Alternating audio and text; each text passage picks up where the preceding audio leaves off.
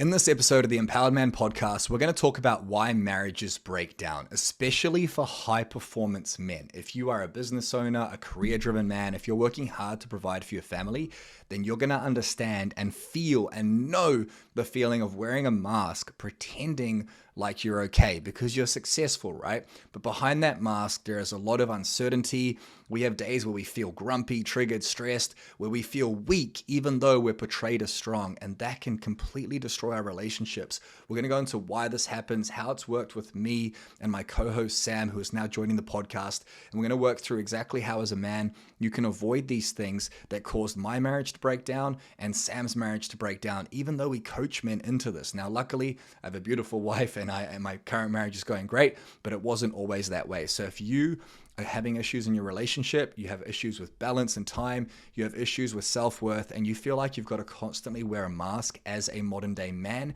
then you're going to want to watch this episode. Stay tuned for what's coming up next. I'm not okay. Just asked you if you were all right, and you're like, I'm all right. You're probably not all right. Are you all right? I'm all right. I'm not great, but I'm all right. How many men do you think are out there pretending like they're all right when what they mean is like, I'm fucking struggling? Oh, most that I encounter anyway. Most that I talk to. Yeah. Because like this morning you had a bit of a shitty morning. Yesterday you had a shitty day. I've had a shitty week. And then we're supposed to run like a business and give people strength and pretend like our lives are amazing. Yeah. You know, Instagram lifestyle, #blessed. Yeah, that's it. Yeah, but 100%. then we got to wear like, we don't got to wear, but we wear this mask pretending like everything's good when sometimes it's just not good, you know? Does anyone ever ask you how you're doing? You're like, I'm really shitty today. It's funny. I'm probably trying. I hate that we're trying, but I'm becoming more aware of how I answer that question, because it's easy to kind of give the knee jerk sort of good. How are you? Yeah. But you don't think about it. But it's also funny when you answer with, I'm actually finding things really challenging today, or I'm not having the greatest day. Some people are like, oh, I wasn't prepared for that answer. I don't know how to handle that. Yeah. They get so confused. Yeah, because we're so easily conditioned to just give the textbook answer that anything outside of that is a bit confronting for some people, you know, because it brings up their own stuff. I think when people ask the question, sorry, go on. I think I cut you off. That brings up their own stuff. Brings up their own stuff. Yeah. Yeah, I don't even know if it's like, it's definitely that. At the same time, it's like, when somebody asks you how you're doing, first of all, they don't really give a shit most of the time. Like, no one's going like, I'd really love to know what's going on for you right now. They're just saying how you're doing out of like politeness. Most people. And then second is like, when we respond, we don't even consider the question. It's just like a default response. It's like when you walk through the door and the house is a mess, you just get triggered. Like, you don't do it intentionally. It just happens, you know? I was thinking about that a lot recently, because people are like, how are you? And I'm like, I'm fine. It's like, what does that even mean? Yeah. No, you go. I was going to say, like, you're either really good or you're really shit or you're okay. Like, but then you don't, when you feel neutral, you don't say I'm fine. You say like, I'm good. Like, neutral is good. Neutral. Would you agree? Neutral is like, I'm good. And then when you feel better than that, you're like, I'm really good. I'm amazing. I'm phenomenal. Yeah. And then when you feel shitty, it's like, I'm not feeling the best. But like, no one says any of those answers. It's, I'm fine. I'm okay. How are you? Good. You're not good. You feel like shit. Yeah. Yeah. Yeah. That's it. Like, you got on this call and I was like, how are you? You're like, I'm fine. How are you really? Like, if you were to like describe your feelings, how would you describe them? I'm probably, to be honest, like I had an incident with my laptop last night, like I told you this morning, and now, you know, I'm going through insurance and all that sort of stuff. And it's frustrating. Like, it was, you know, it was another thing of like, another thing to kind of, another add-on to deal with and navigate through, which I shared it with a friend this morning, and he said to me, Sam, look at what you've accomplished, what you've achieved, the problems that you've had in the last year, 2 years, 5 years, 10 years. He said, this is just another one of those problems. Doesn't change that it's frustrating and annoying, but if you've overcome all of that stuff, then this is going to be a breeze.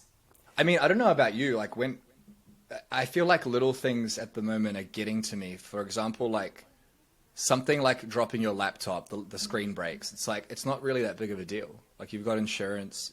You broke your screen. But like when you're already in a heightened state, like you've got heaps of shit going on in business, you're busy all the time and you don't have any time for yourself. You're dealing with a divorce, which obviously you're going through a separation right now. It's like, that's the straw that breaks the camel's back. And then that's when you go to like the story of like, oh, this is all happening to me. It's all happening at once. Yeah. Another thing to add to my plate. Another thing. Yeah. Yeah. And it's, which is true, but it's also like, we're not in Africa starving. Exactly. So like, how many things are on your plate? Do you have broccoli on your plate? Because like fucking people don't have food. But it's so easy to say that here. But when you're in the moment and you've dropped that laptop, you're like, oh fuck, this sucks. You know? Yeah. But you're so right. Like even this morning, just thinking about, I was driving home from the gym and I was like, this is just frustrating. But then I'm thinking like, what a problem to have, like access to technology that can break, like to actually even have, I was putting a new desk together when it happened, and it's like to have that, to have a roof over my head. I've been focusing a lot this week on gratitude for just running water, electricity, food, technology, ways to communicate. You and I live in separate states, yet you would probably talk to you the most out of anybody in my life. And we've got access to that. Do you know what I mean? Like, yeah. I'm laughing because you keep popping. I don't know why it keeps popping, but does it? It's funny because you're like on this epic rant and you're like, audio's popping. Let me know if it keeps doing it. I'll unplug the headphones. But I see what you mean. It's like, it's all perspective. Like we teach this in Empowered Man, perspective is power.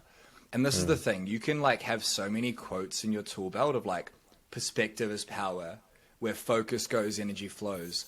I'm in control of my thoughts and feelings. And that's all fine and well. But when you get punched in the face, you forget your game plan. It's like Mike Tyson said that, eh? He's like, everyone's got a plan until they get punched in the face, I mean, that's what I think maybe that's what life is about, is like being able to navigate all of the shit while being level-headed, while being an even keel. Like not super high highs and not super low lows. I know for me that like, I feel you, like driving or running or whatever, I can get that perspective. But when I'm in the moment, sometimes I forget, and I teach this shit, 100%. In the moment, it's as you say, all of the other things that pile, they layer on top of that, and it's like, oh, a smaller problem is now this, we allow it to be this massive thing. Yeah. Oh, I can't handle another thing. It's like, well, actually, I'm going to be fine. It's going to be fine. Yeah. It's just frustrating. Yeah. It's like, how many of our clients get triggered because the house is a mess, or like the wife hasn't done enough around the house. It's like, think about this. You've been working all day. You're stressed. You're tired. You're burnt out. You walk through the door into your 3-bedroom house in Australia, not in Ukraine. And it's been a sunny day, and God forbid you had to work all day, you poor thing. And I don't mean that with any not being condescending, because it's hard. It is hard being a man.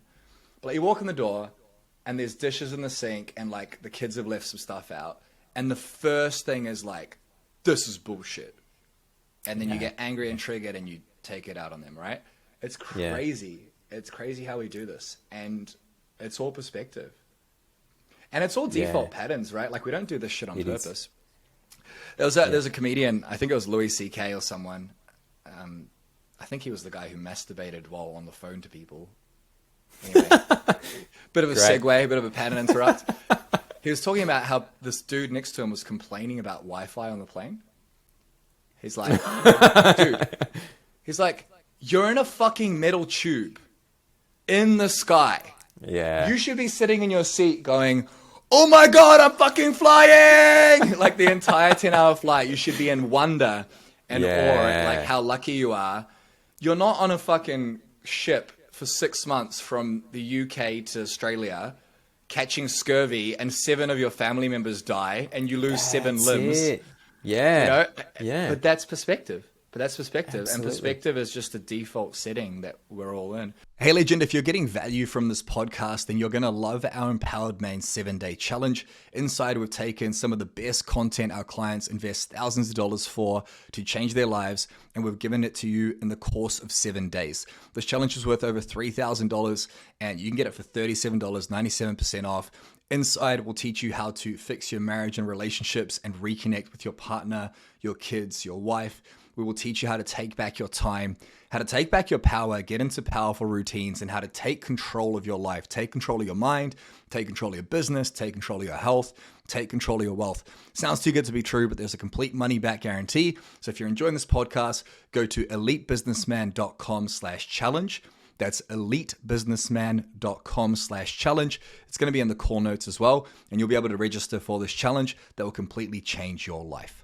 Anyway, now that we've got that out of the way, I wanted to talk today about divorce and separation for a successful man, because obviously you're going through a separation. I don't know who's going to listen to this, but we coach men. Like, we help business owners, entrepreneurs, driven men fix their relationships and have balance and be successful, right? Make money while also being successful in their personal life. But both you and I have gone through some pretty big separations. So I sort of wanted to get your thoughts on why this is so common and why so many men are able to make money and provide, yet their wife leaves or their children, are being raised in a separate home. So sort of walk me through when the breakdown started to happen and what you think the main contributing factors were. And then we'll talk about sort of how you've been navigating this process. Yeah, it's a big question as to when it started happening. I guess for us, and we're on amazing terms now. Like, we've got clarity, like as I've shared with you on our future. Yet things started to break down. I attribute a lot of it to I was working so hard. I was working multiple jobs. I was, with the best of intentions, to provide for my family, so that we had enough, so that we could live the life that we wanted to live.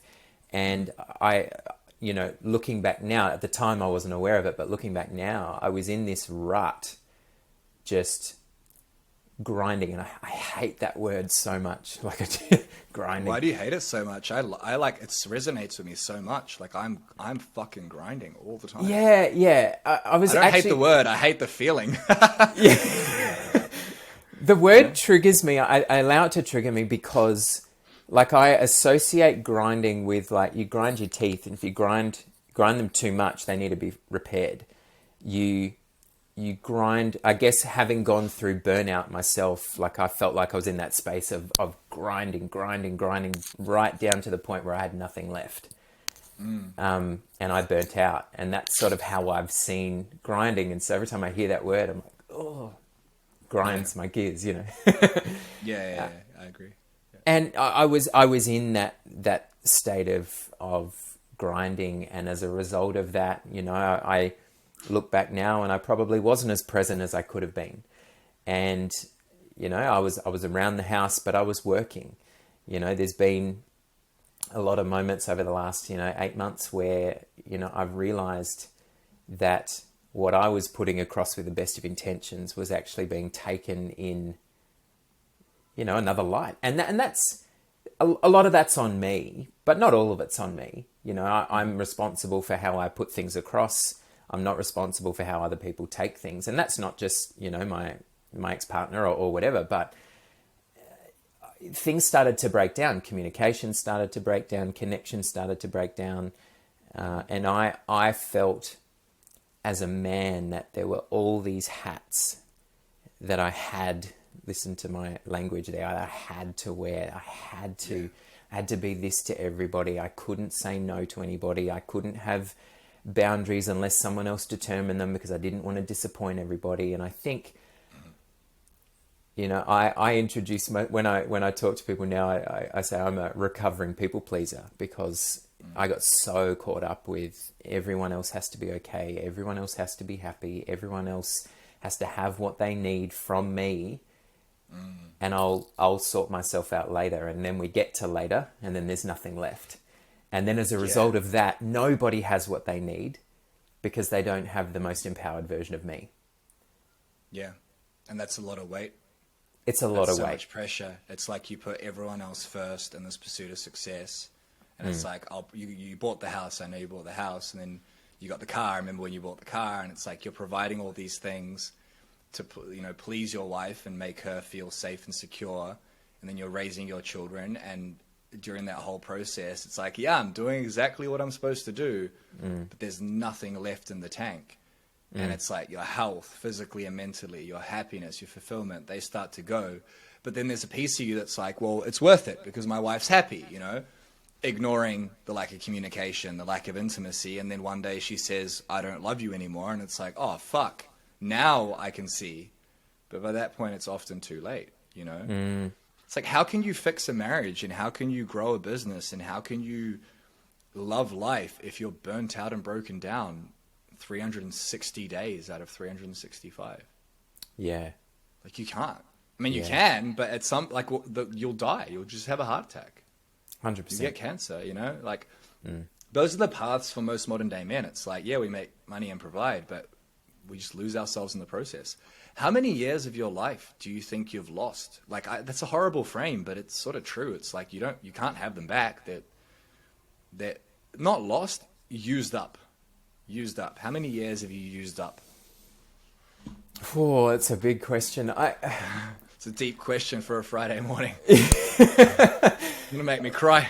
Like I think, as I look back over my life, like I can go right back to school where, my own challenges. I was the fat kid, of wanting everyone to be happy with me and I guess as a result, wanting to be enough because never feeling that I was, and putting myself last for the sake of others, even though other people might go, well, that you're actually just being selfish and putting yourself first. But it's like, actually, underneath all of that was the desire to just be seen and significant. And so, like, as I look through my life, there'd be a good couple of decades there where I was, not the whole time, but on a number of levels, just grinding, striving for that, to be seen, to be acknowledged, and then, not feeling enough, so working harder, working at, different things, on different levels, harder and harder and harder and harder. And I guess that, kind of a lot of that came to light, when we separated and when I was in my own space and reflecting on all of that. And I'm like, oh, crap. Wow. Yeah. Yeah. That couple of decades is a long time. And like, do you, I mean, for me, I know that success is the reason that I want. So like your frame is like wanting to be seen and significant. For me, it's like success. Like, I don't need to be seen or significant. I need to be successful. However, why do I need to be successful? So that people can see what I'm doing and that I'm perceived as a provider. Like, it's funny. It's like, I say it's all for me. Like, I'm doing this for myself. I just want to be better for myself. But really, it's like, I want my wife to appreciate me. I want my clients in the world to be like, Toni was a hard worker. Toni was a provider. Toni was successful. And it realistically, now that you say it, like that is significance and that is being seen. And I would love to just be able to not give a fuck. And maybe I mean, I have the capacity to, but like part of me wants to give a fuck and be seen as successful. But then it becomes this conversation of like, how do you not waste decades in the process? Like, how can you be seen and significant while also loving the journey and loving yourself? How can you be successful without sacrificing your relationship? It's this whole like have it all conversation. It's like there's elements that are powerful in the wanting to be seen and significant, but not when our wives leave us. And then also like, where are the touch points? Like when do we say to our partner, like, hey, are you noticing what I'm doing? Do you feel appreciated? Do you appreciate what I'm doing? It's like, no, we just like put our fucking head down and we don't have these conversations. You touched on it earlier, communication. You know, communication was a big one for me. When Anita and I separated, 6 months prior to her saying, I don't love you anymore, we were at dinner at this restaurant and she said, I don't think we're going to work out. And my response was, don't say things like that. Like, don't say stupid shit like that. And then I just like swept it under the rug. And then when she said, I don't love you anymore, what went through my head was like, why didn't you communicate with me? That was this victim. Yeah. So why couldn't you just told me these things, which I know you can relate to?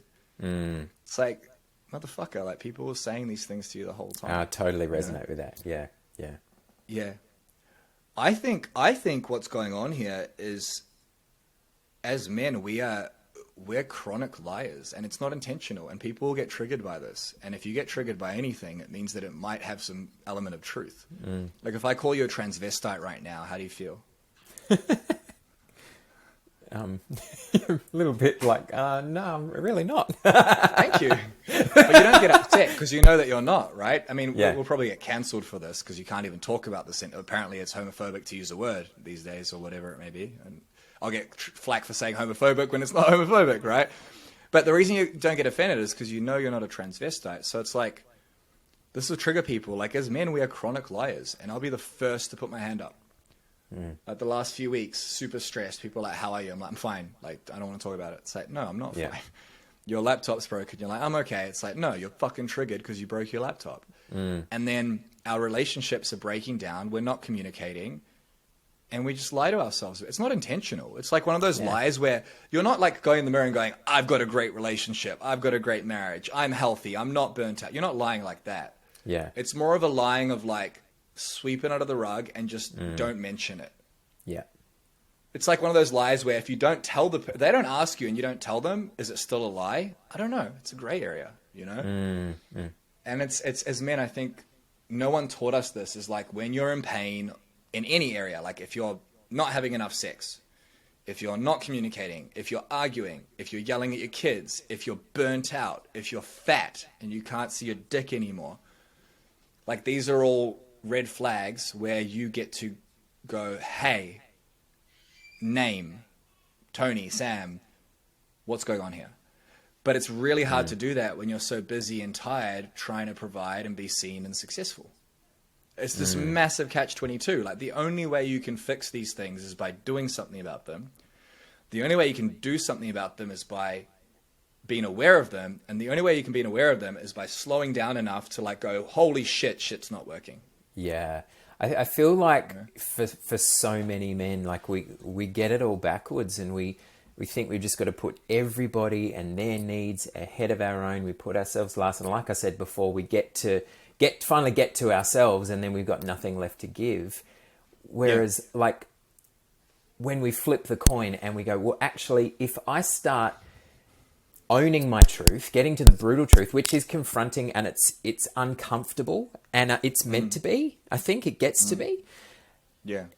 Owning the space where we're in and starting to invest in ourselves, becoming more empowered, becoming more aware, increasing our capacity. And we're feeling good. We're feeling like on fire. Like we know what that feels like. And then as a result, like the ripple effect, you're improving your communication. You're having more sex. You've got more intimacy and vulnerability in your relationship. You know, if you're in business, you're showing up as a leader. You're showing up because you've got more capacity to do so. Yeah. And as a result of that, everybody wins. Yet when we put ourselves last and everybody else first, nobody wins. No, because but it feels like you're winning because you're making money, but you're not. That's right. You're losing. Yeah. You're losing the game. You're winning. What's that phrase? Won the battle, but lost the battle, but won the war, or won the battle, lost the war, or whatever it may be. Yeah, you know, like you feel like you're winning because you're like, yeah, money. And it's like, yeah, but dude, like you feel like a loser.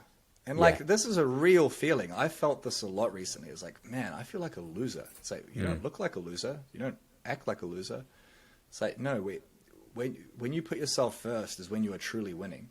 This is the problem though, is like, how do you do that when you don't have enough time? And this is the catch-22, right? It's like, everyone who heard what you said knows it's true.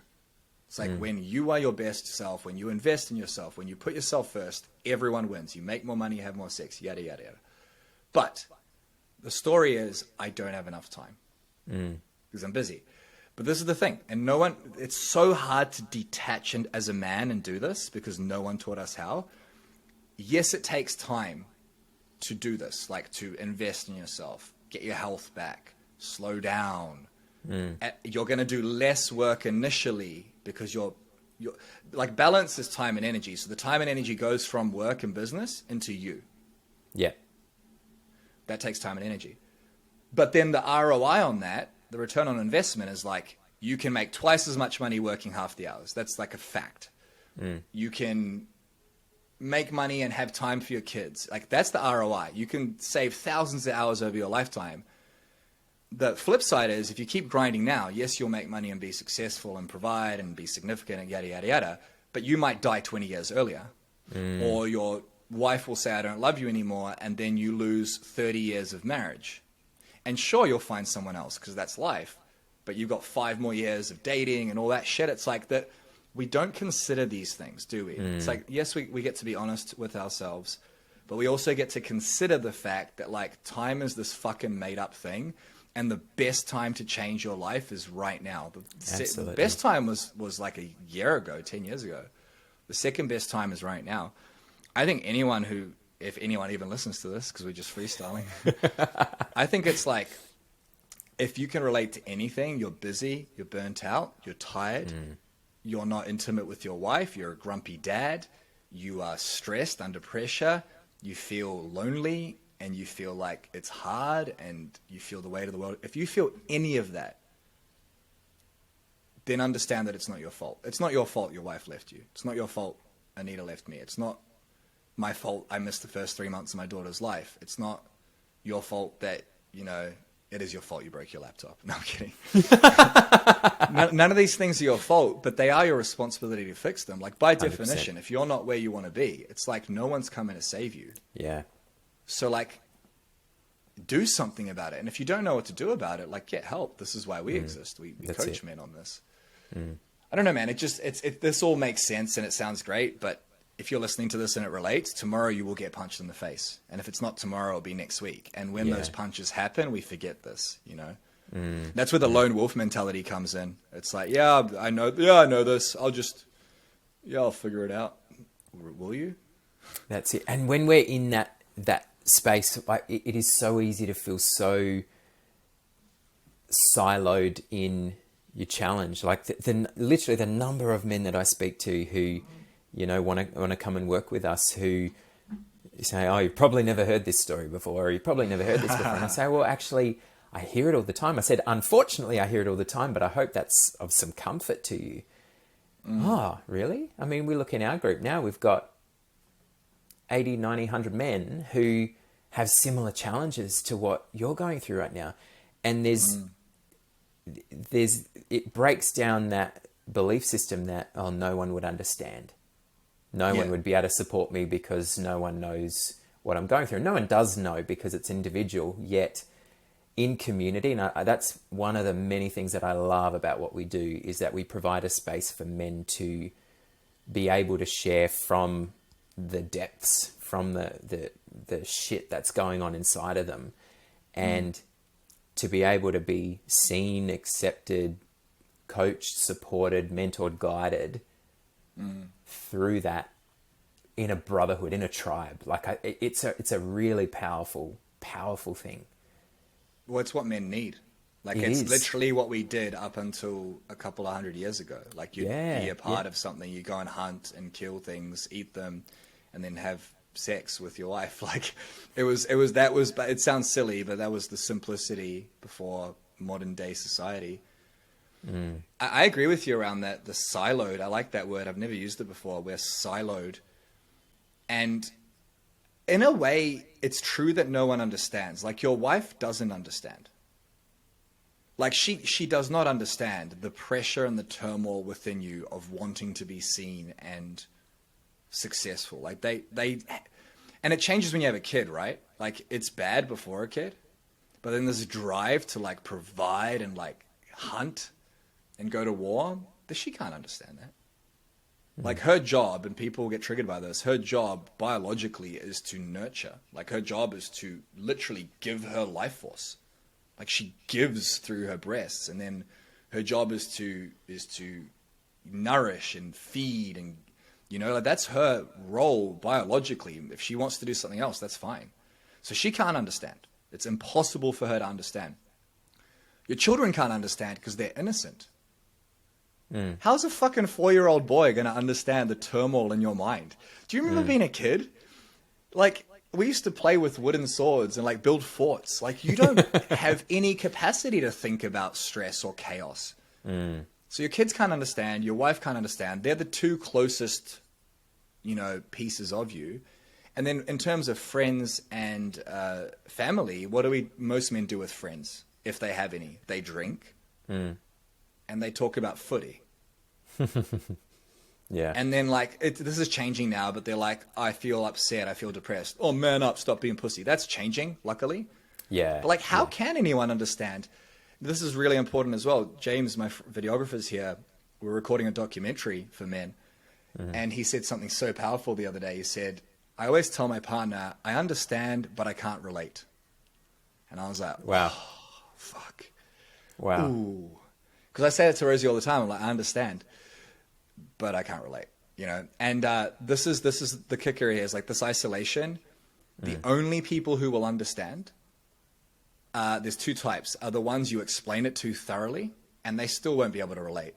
Yeah. Rosie might understand, she won't relate. The only people who understand are men on the same journey. 100%. Now, the cool thing is there are hundreds of men who are grinding, tired, burnt out, stressed, going through the wife issues, being a grumpy dad. You just got to find them, And that's why the Empowered Man exists. It's like, we have a tribe of men, and, they make between them $100 million a year. It's a very wealthy, affluent, successful group. But that's just a representation of their experience in business. They're also going through the same problems, Yeah. So I guess that's where we cut it, right? Like, we've talked for half an hour. It seems like this episode was quite heavily on like isolation and this idea of needing to be successful, and how lonely that is, and that we lie to ourselves about that. We just ignore it. Yeah. So if anyone, if you can relate to any of that and you feel called to change it, then there'll be a link up above or down below. You'll be able to book a call. You'll be able to watch the documentary. It's done about why successful men burn everything to the ground, and why we lose our marriages and our health and our happiness. So go and watch that documentary. It's fucking powerful. And there'll also be underneath that an opportunity to book a coaching session with myself or Sam. We do these for free. Our clients pay us $1,000 for an hour of our time. And we don't say it to brag. It's what we charge. So you'll be able to book a call with us for free, and we'll create a roadmap for you on how to fix these things, even if you never work with us. If you do, great. If not, cool. We'll give you some clarity on how to fix these things. So yeah, if you are going through any of that, I empathize, I understand, and I can relate. And you're not alone, and you don't have to be, So anything you want to add, bro? No, I think you summed it up really well. Like, it's easy to do nothing. Like, it's easy to listen to this or watch this and then turn it off and do nothing and keep grinding, keep going around the same mountain, keep watching things break down. It's harder to make a change, yet it's the way up the cost of not changing, or the cost of change. And I love that that phrase that's going around at the moment: choose your hard. Relationships are hard, divorce is hard, losing weight's hard, being overweight's hard. Like, choose your hard. I think working through your stuff is hard, yet staying the same is hard, but with a lot more cost at the other side. Yeah, that's what I really want to jump in there, is like, it's hard to change, but it's way harder, the pain of not changing. Yeah. Like, there's now pain. Now pain is going for that run in the morning when you're overweight. Later pain is like your children holding your hand before your triple bypass surgery that you might not live through.